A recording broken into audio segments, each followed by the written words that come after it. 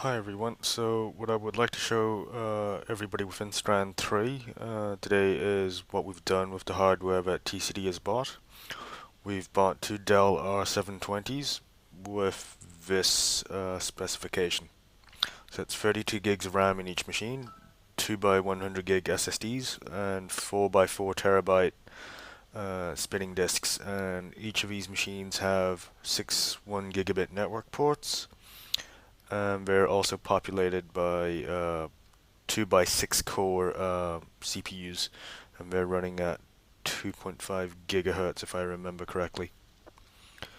So what we've done with these two machines is plus an old machine that we found in a machine room that was being decommissioned, was to set up opennebula on the two new machines. And we set up an opennebula front-end node to manage the opennebula compute nodes, which will be running our virtual machines. These virtual machines will be running the Hydra Heads, Apache Solr, and Fedora Commons.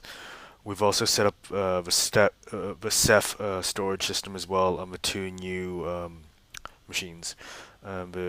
Within the Ceph storage system, we're running the block device, the remote block device, which powers the virtual machines. Uh, it's actually used to store the disk images. And we're also using the S3 interface for storing surrogate data as well. This component, this S3 component, has yet to be set up, but it does work in the test environments that we have. And there's also a Ceph file system as well on top of all of this. That's not really being used at the moment, but we may use that to provide the POSIX file system, which will be needed for the raw data that Fedora Commons will need will be storing. So what I can next show is the actual opennebula setup itself. So this is the web interface. When you log into it, this is what you get. When you first log in, it's just the dashboard. We have a number of tabs here. The system tab, which manages users, groups, and ACLs to the various components of the system. We also have an infrastructure tab, and within this infrastructure tab we're able to manage the physical hosts, the data stores where the disk images are being stored, and the virtual networks which are associated with the hosts themselves. So right now we just have a very simplistic bridged network in each host, and it's very flat. So we're not doing anything too special at the moment. So I'll just click through these. So here's the data store tab, and within here we've got the Ceph data store here. And here's the host tab. So as you can see, there's two hosts within this opennebula installation. One has more virtual machines than the other at the moment. We can also set up clusters of machines and hosts. As far as I know, I'm not too familiar with this particular configuration here. So moving on, we have the virtual resources tab.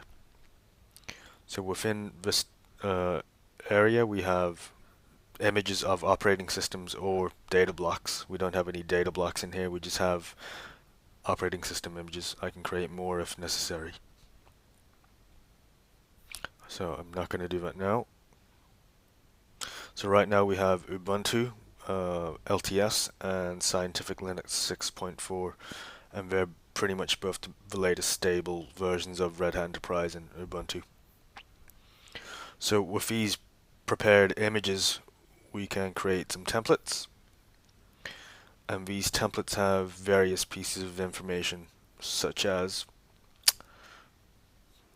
storage, networking, how to boot it, how to access the console, context for configuring the networking, and almost anything that you want as far as I know, and where to run the virtual machines. So we're able to select host to run on. So I'm not going to create any virtual machines. And moving on to the virtual machines tab, we can see what's actually running in the system at the moment. So I'm just going to. So we have 7 virtual machines at the moment. So here's one that I created earlier.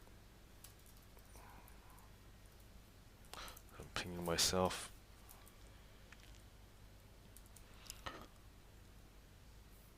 So to create a new virtual machine, we just click on this button, give it a name, select a template. So I'll select Ubuntu here, and then click Create. And as you can see, it's shown up here in this list.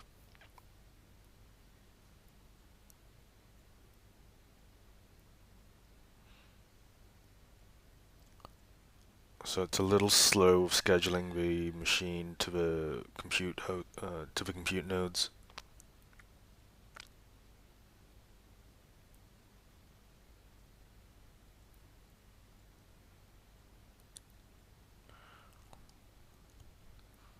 Okay, so now it's running. It's probably still in a booting phase at the moment.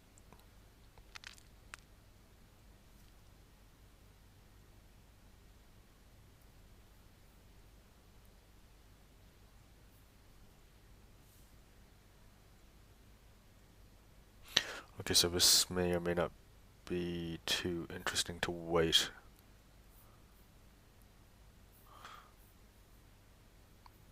So the other thing that I would like to show everyone is we have a test deployment in one of these virtual machines at the moment on DRI guest 001. And by doing this deployment, what we found was there are some issues with some of the links in the application. So not all of them work at the moment. They do work in the development environment, but not when the Rails environment is set to production. So not everything works. That's broken there.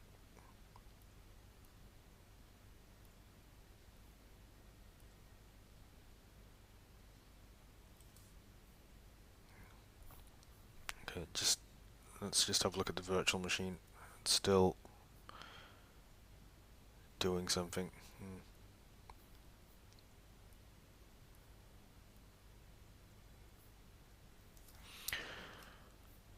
This virtual machine also has Solar running at the moment. Solar and Fedora.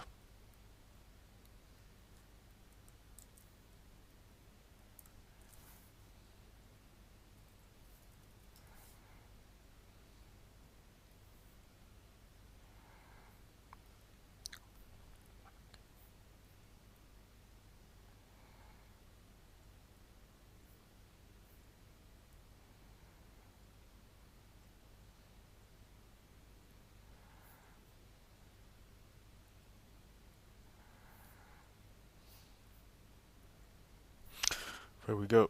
The machine has now booted up.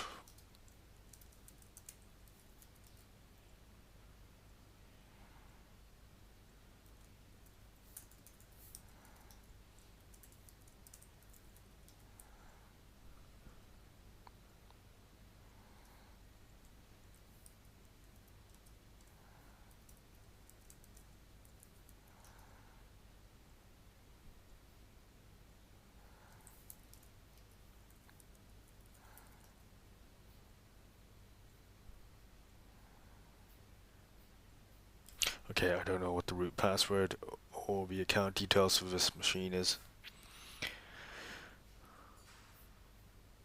Okay, so right now it's on VM001. Sorry, VM01. And we're able to do a number of things to this virtual machine. We can change the owner. We're not going to do that. We can pause the machine, power it off, stop it and undeploy it, reboot or delete the virtual machine, shut down or delete the virtual machine, or we can do some more interesting things like do a live migrate.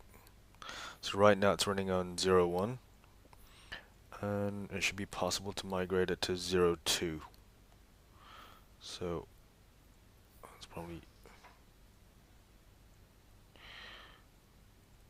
okay. So that's probably not too interesting.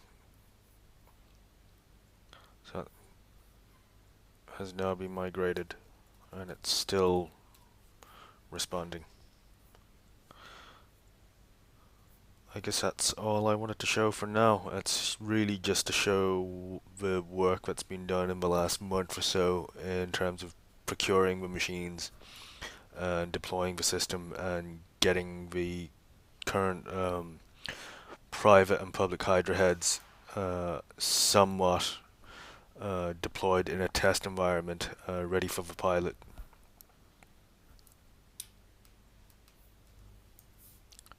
Thank you all for watching my really badly recorded screencast.